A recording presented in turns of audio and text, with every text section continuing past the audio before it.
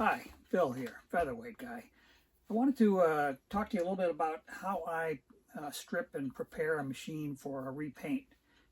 It's a kind of a difficult process to do well, and everybody's got little methods that they like, and I have methods that I like. I've done a lot of furniture refinishing over the years, and I've painted cars. And a lot of what I've learned about this is a result of being real fussy about how that work has had to happen in those other environments, and so I'm applying that now to sewing machines. So this is a stripped featherweight. First of all, I really believe that you can't do a good job of a repaint without first stripping off the old finish, and that's actually surprisingly difficult. Singer's original finish is very durable, and it is resistant to a lot of the chemical strippers. In fact, I tried all of the chemical strippers that I had in my home arsenal here and didn't have any of them that were really effective enough. And I did some poking around, and I ended up finding a product called Aircraft Ultra, and this is billed as a professional grade product with a patent pending. And it's apparently made for the aircraft industry, which of course they're aluminum bodied. So I thought it would work well. And in fact, it does work very well, but I have a hard time recommending it to anybody because it is really potent. As soon as you open the can, the vapors about knock you over. So you have to wear a mask anytime you're working with this product, and absolutely outdoors only. The first time I opened the can was down here in my basement shop, and I had to open the windows and clear out of here just because it instantly the air was hard to breathe. So it's not a product that I would recommend to you, and it's also quite expensive. A gallon of that is over $100. So it was a kind of a pricey experiment, but the good news is it really works. And this is the result. I'm doing a batch of 6 of these right now.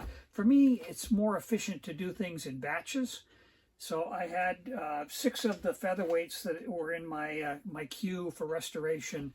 The finish was too far gone. I like to retain the original finishes whenever possible. I think they're better than what you can do in a repaint. But I had these 6 that all needed to be stripped. So I'm doing all 6. It's just easier for me to do repetitive operations in bulk. So that's what I'm doing. I'm going to reset the camera here and show you in a little more detail some of the things that I do when I'm doing one of these repaints. All right, so let's start with describing, how far apart you need to take it to do a repaint. In my normal restoration, there's a main shaft, a vertical shaft, and another shaft on the bottom that have the helical gears, and those normally stay in when I'm doing a normal restoration. But for this chemical stripper, the way I do it, I apply the stripper, I'm outdoors, and then I actually blast. I have a gas-powered pressure washer, and I blast off the softened paint with the pressure washer. So little bits of paint and chemical are getting all through the insides of the machine. And I just felt like the only way I could confidently do this was to strip out everything out of the machine. So this, you can see now, this has all of the shafts removed. The only non-aluminum parts that are in this right now are the bronze bushings, which I've masked off. So let's talk about what's on the inside of these machines when you take out the shafts. I was a little reluctant to do this because the gears are so beautifully machined, and they are what they call lapped at the factory, which means that there was a kind of a gritty paste that was applied to the gears, and they ran them for a little while, and that polished the surfaces of the gears, which means that if you disassemble this and when you reassemble it, you don't have the gears back where they had been at the time the gears were lapped, it's not going to run as smoothly or as quietly. So I was a little concerned about that, but it turns out my fears were a bit unfounded, and I'll tell you why. This can only really go back together one way. Singer did a really clever job of engineering, which I guess I shouldn't be surprised at. I've been so impressed with everything I've seen in their engineering. First of all, the 3 shafts. This is the main shaft in the top. Here's the vertical shaft, and this is the shaft on the bottom, are 3 different sizes. So you can't put the wrong gear on the wrong shaft.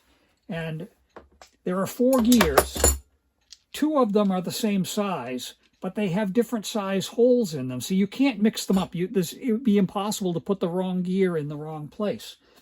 And then here are the other two. These two are different sizes, but they also have different size holes. So this one is the larger hole. It goes on the bottom of this, or the top rather, of this vertical shaft. And the other one with the smaller diameter hole in the center goes on the shaft at the bottom of the machine. So you can't do it wrong. And the other thing I discovered, to my delight, was that Singer actually marked the gears. There's a little pin marking on here, so that when you're assembling them, you align those pins, and that is in fact the position these gears were in when it was assembled at the factory. So not only can you not put them in the wrong position, but when you're re-engaging them as you assemble, you can assemble them back into exactly the same tooth-to-tooth configuration that Singer had at the factory. So I think that's just fantastic. And also on the shafts that all these parts mount, and in addition to the gears, you have this cam setup which drives the rock shafts. And this, for example, can only go on one way. It goes on this shaft, and there's a special Allen key that fits in here that's pointed on the end. And I don't know if you can see that if I hold it up, but it's got a little point on the end of it that will fit into a kind of a V-shaped groove in the shaft here, so that you can't get this in the incorrect position relative to everything else.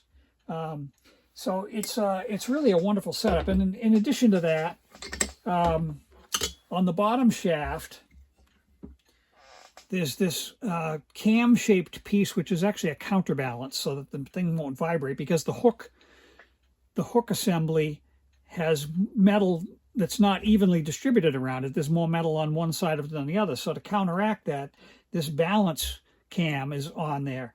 And when you assemble this on the machine, the balance cam, there are little flats on the shaft, and the key that holds this right here, this set screw, goes against that spot right there. So you can't get the cam in the wrong rotation position, because there's a similar spot for the hook. So when the hook is mounted, it's going to be correct relative to this counterbalance. I think that's really wonderful.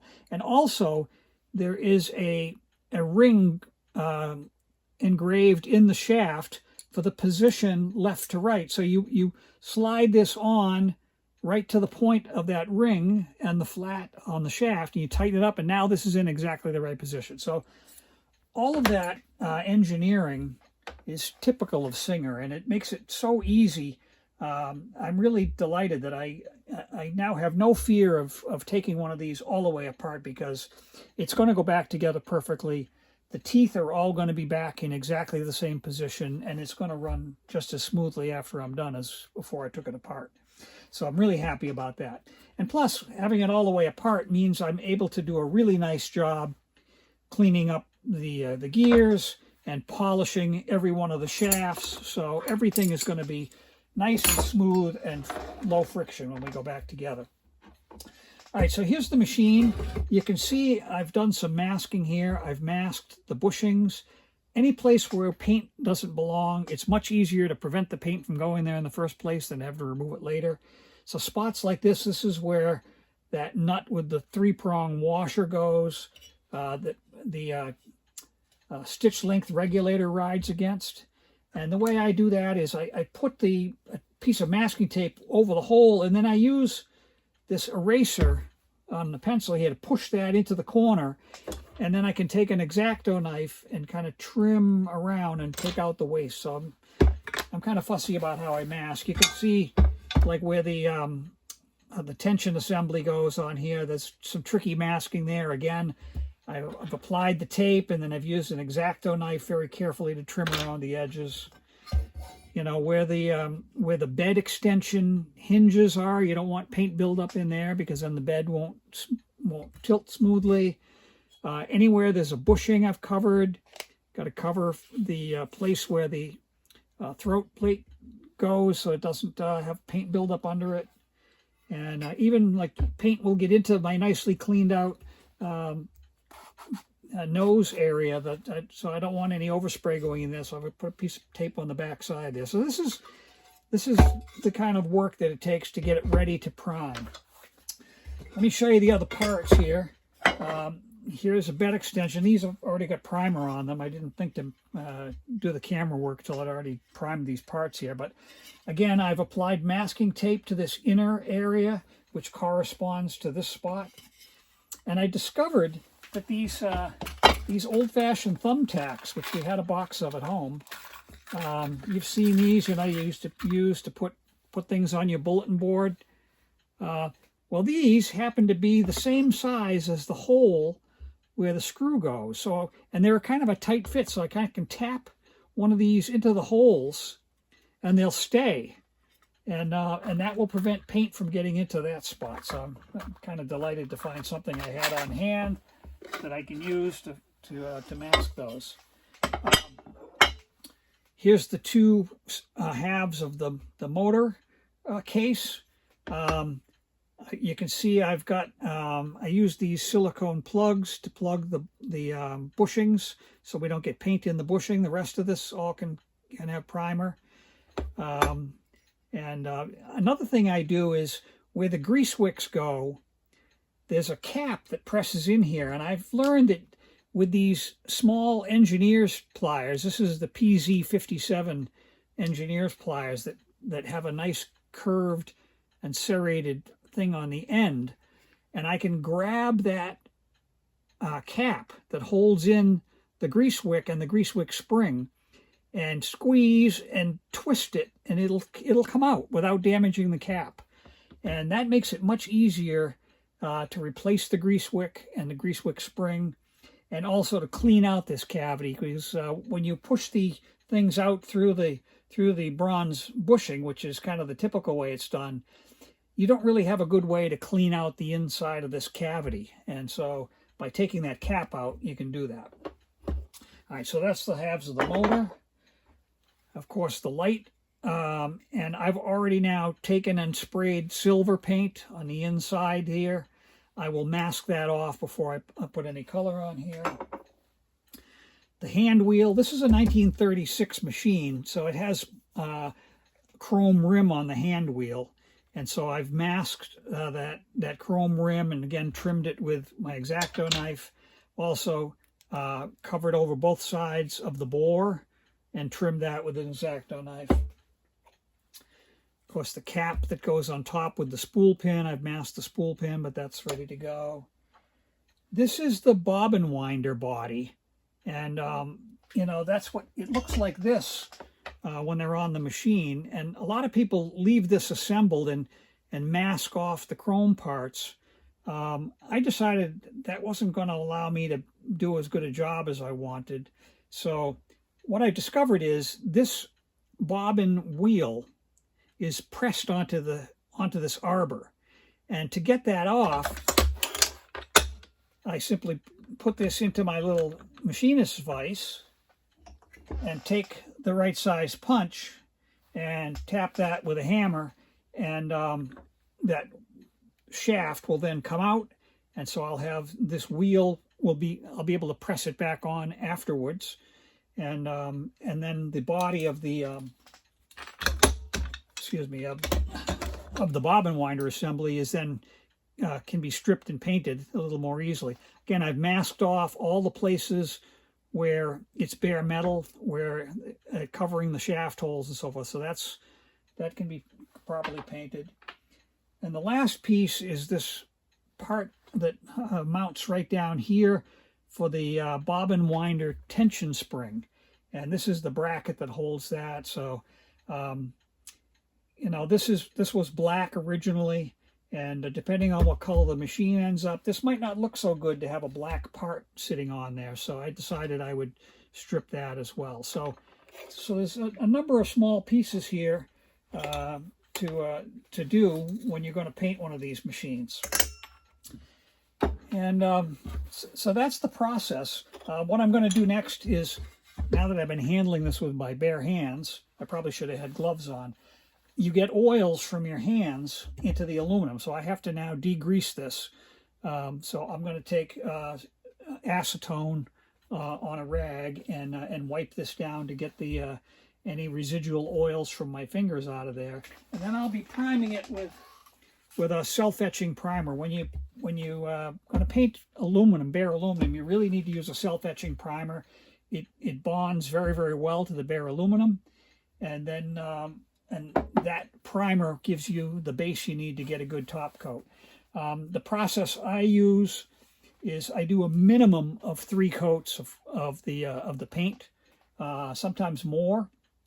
I find it's much better to do multiple thin coats than to try to get a thicker bodied coat on here. And I wet sand between coats, which is, you know, if you've ever painted cars, this is the way you get a really smooth surface. Actually, I wet sand even furniture between coats, because what you're really doing is leveling it.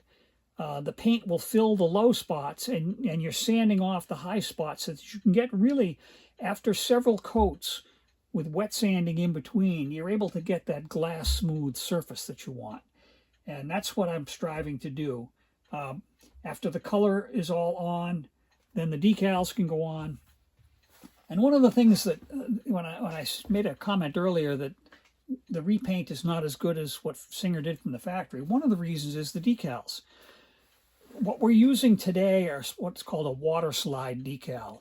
It's on a translucent film, and that's got some thickness to it. And after you've applied the decals and you put clear coat on, when you tilt this in the light, you can see where the edges of those decals are. I try to trim the decals very closely, but you can still see the edges of those decals, and that's not as good as what Singer did at the factory. Singer wasn't using water slide decals. Singer had they called them a transfer, not a decal, actually. And I don't know quite how they did it, but it's extremely thin, and it really has no edge, no detectable edge to it. And then they applied their shellac top coat. And if you look at an original paint job and you tip it in the light and look, you cannot see any edges of the decals, and I think that's better than what we're able to do nowadays. So that's my process, and hope that was informative for you. Thanks.